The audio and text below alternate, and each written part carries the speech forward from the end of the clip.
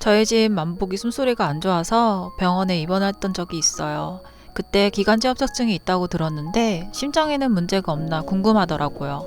그래서 국내 최초 강아지 심장 수술 전문인 내일 동물의료센터에서 심장 정밀 검진 프로그램을 받고 왔습니다. 처음 방문한 거라 몸무게를 재고 초진 차트를 작성했어요. 내일 동물의료센터는 24시간 동물의료센터로 심장수술, 심장관리, 디스크, CT, MRI, 줄기세포, 십자인대, 슬개골 탈구 등 과목별로 전문화된 의료 시스템으로 된 곳이에요.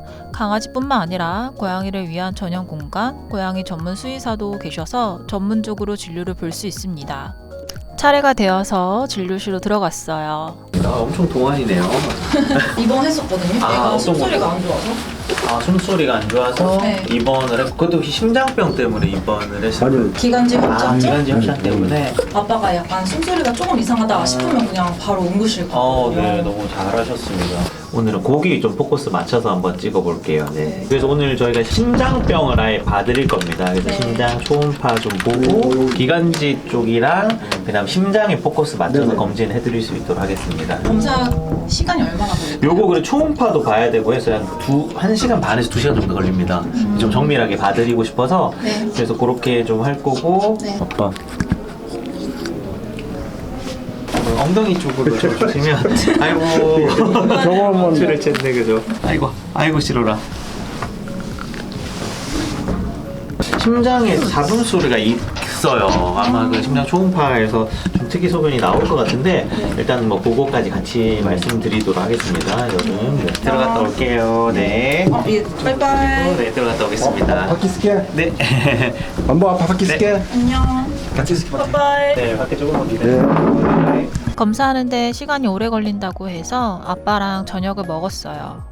저녁을 먹고 돌아왔는데도 아직 검사가 안 끝났더라고요. 그래서 병원에 괜찮은 사료가 있나 구경을 했습니다.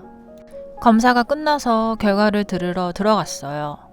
검사를 했고요. 일단 뭐 말씀하셨던 것처럼 기도 협착을 비롯해서 그러니까 숨 쉬는 길이 좀 좁은 게 있어요. 일단 제 예상보다도 일단 심장이 꽤 안 좋아요. 그 심장병이 보통 여러 개가 있는데 강아지들은 대부분 심장병이 판막 문제가 많습니다. 강아지는 판막 문제가 대부분이고요. 원인은 왜 생겼어요? 이러면은 쉽게 말해서 노화로 보통 생깁니다. 보호자님이 뭘 잘못해서 막 그렇게 되는 건 아니고 노화로 좀 생기는 질환이고요. 판막이라는 게 문제가 생기면 피가 원래는 심장이 이렇게 있으면은 한 방향으로만 이렇게 가야 되거든요. 그러니까 뒤로는 한 방울도 안 새야 돼요. 이렇게 한 방향으로 가야 되는데 뒤로 못 새게 하는 게 판막입니다. 판막이 그런 역할을 하는데 그 판막 중에서도 이천판이라는 이 판막이 고장이 나면 말 그대로 앞쪽으로 못 가고 피가 뒤쪽 편으로 좀 이렇게 역류가 생겨요. 그 뒤쪽 편에 바로 이렇게 폐가 있거든요. 그러니까 쉽게 말해서 이렇게 가야 되는데 이렇게는 70만 오고 30이 뒤로 샌다 그러면 폐 쪽에 물이 찹니다.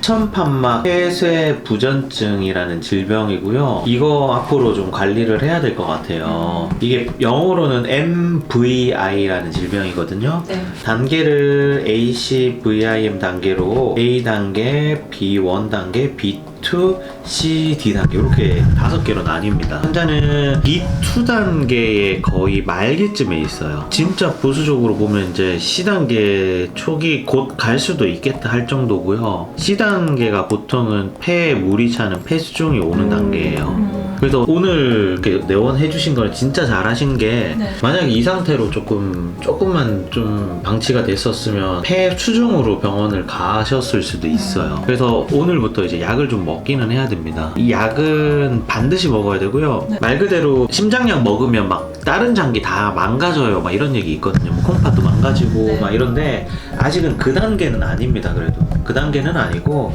그래도 일단은 1단계 약이 좀 필요하고요. 요걸 좀 먹여서 좀 관리를 할 예정이고요. 한 3개월에 한 번 정도는 평가가 필요할 것 같아요. 심장 초음파를 추적을 좀 하시는 거고, C단계부터는 이뇨제를 먹어야 되거든요. 지금은 이뇨제는 안 들어있어요. 그러니까 몸에 해롭지는 않은 약입니다. 지금부터 꾸준히 먹여주시고 하루에 2번씩 꼬박꼬박, 비가 오나 눈이 오나 무조건 먹여야 됩니다. 먹이다 보면 뭐 별 티도 안 나는데 이러면서 약을 중단하시는 분들이 있는데, 요 단계 때 먹인 애 안 먹인 애가 한 1년 3개월 정도 수명이 차이가 납니다. 먹인 애가 더 오래 살거든요. 그래서 요거 반드시 먹여주시고, 그 다음에 한 3개월에 한 번 정도는 우리 심장병은 관리를 좀 해야 될 것 같아요. 오늘처럼 병원을 왔다 가거나 비용을 하거나 차 막 엄청 오래 탄 날 있죠. 네. 그런 날 갑자기 비투당겨서 막 폐수종이 오는 경우도 있거든요. 그 폐수종이 오면 어떤 일이 생기냐면, 댁에서 볼 수 있는 방법이 있는 게, 잠잘 때 푹 자고 있을 때요. 잠잘 때 1분 동안 호흡수가 31회 미만이어야 돼요. 그러니까 푹 자고 있는 애가 호흡수가 막 40회, 50회다. 그럼 이상한 겁니다. 자는 애가 숨이 가쁘면 이상한 거예요. 그러니까 자는 애가 뭐 호흡수가 18회다, 25회다 이러면 괜찮은 건데, 자는 애가 숨이 바쁘면 이상한 거예요. 보통은 이렇게 하면 달력 펴놓고 잠잘 때 호흡수를 이렇게 매번 이렇게 기입을 해요. 그래서 뭐 예를 들면 어떤 18이다가 어느 날 갑자기 25회가 되고 29회가 되고 35회가 이렇게 늘어나면 이상한 겁니다. 그럼 병원 가셔야 됩니다. 그때는. 오늘 오신 거는 진짜 어떻게 보면 천만 다행입니다. 지금 발견된 게. 관리하면 될 것 같고, 약은 아침 저녁 2번 먹이고요. 그렇게 한번 해보고 정기적으로 평가하다가, 이게 어느 순간은 C단, 물론 B2로 그냥 쭉 가는 애도 있는데 C단계, D단계로 넘어갈 수 있거든요. 그 양 먹이는 거 말고 저희가 또 할 수 있는 거 있을까요? 산책을 조금 덜 한다던가. 그런 거는 다 해주셔도 되고요. 영양제 같은 거 좀 도움될 만한 게, 유산균이랑 오메가3 같은 거 좀 먹여주시면 좋으세요. 그 다음에 고염 있죠. 막 짠 음식들 절대 주면 안 됩니다. 네. 할 수 있다면 항산화제 같은 거. 대표적으로 뭐 헤파카디오 이런 영양제 있거든요. 헤파카디오. 네. 네, 이런 것들 좀 급여해 주시면 될 것 같아요. 어설픈 영양제를 많이 먹이는 것보다 한 요 정도 먹여주시고요. 이상한 보조제 사실 비용을 아껴서 정기 검진을 해주는 게 더 좋습니다.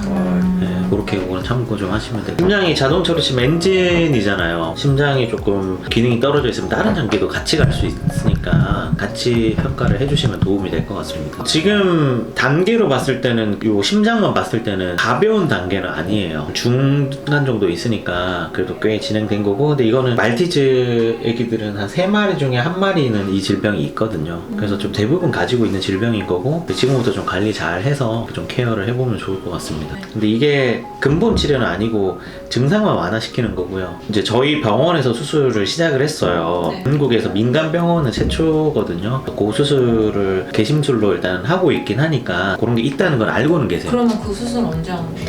그거는 보통은 C단계 때부터 합니다. 그러니까 폐수종이 생기면 하고요. 가벼운 수술은 아니에요. 비용도 엄청 많이 나오고, 수술적인 접근이 막 쉽게 그냥 뭐 하는 그런 수술은 아니라서, 이런 수술법이 있다는 정도만 알고 계시면 돼요. 어떤 수술이냐면, 심장을 일시적으로 세운 다음에 네.